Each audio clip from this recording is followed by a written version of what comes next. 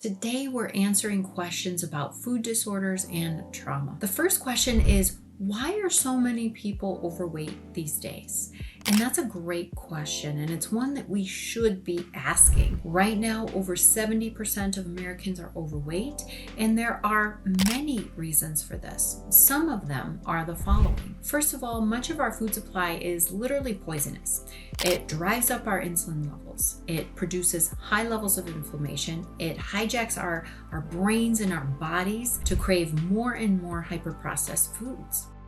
Secondly, our society is really organized around what is quick and convenient. Our high-stress, demanding lives make it really easy to do all the things that don't lead to health, like grab fast food on the way home from a long day at work or order in instead of cooking. Doing what is good for our bodies has become actually very difficult. We're encouraged to eat on the go, sit for much of the day, have what we need delivered right to our doors, and many other normalized aspects of modern day society that don't support healthy food and movement choices. Thirdly, our rates of stress, overwhelm, depression, and anxiety are higher than ever before.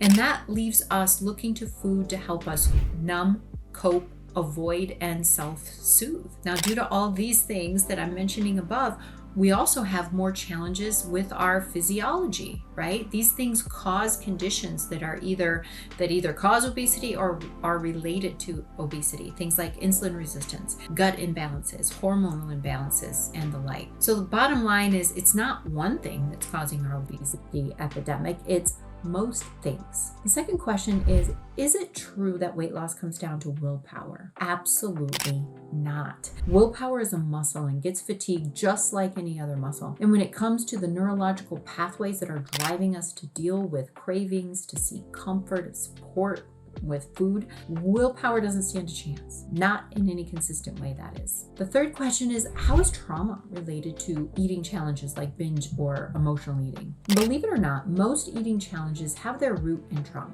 And just to be clear, when we talk about trauma, we aren't talking about being a victim or witness of abuse or living in a war zone. We're talking about the everyday occurrences that many people are dealing with on a daily basis. Financial insecurity, racism, not having well-attuned caregivers in our youth, the grind of everyday life, health concerns, and so much more. This is something that I mentioned earlier in the video regarding one of the biggest causes of the obesity epidemic. Events and situations that are more than we can handle in the moment, they overwhelm our nervous systems, cause us to go outside of ourselves looking for solutions to deal with the internal unrest or the internal pain that so many of us are experiencing. Trauma and accumulated stress, it really primes us to use the quickest and easiest way to cope with when life feels like too much. And food it's a maladaptive way to deal with life, but let's be honest, it kind of works, at least in the short run, that is. And when we focus on plans that tell us what to eat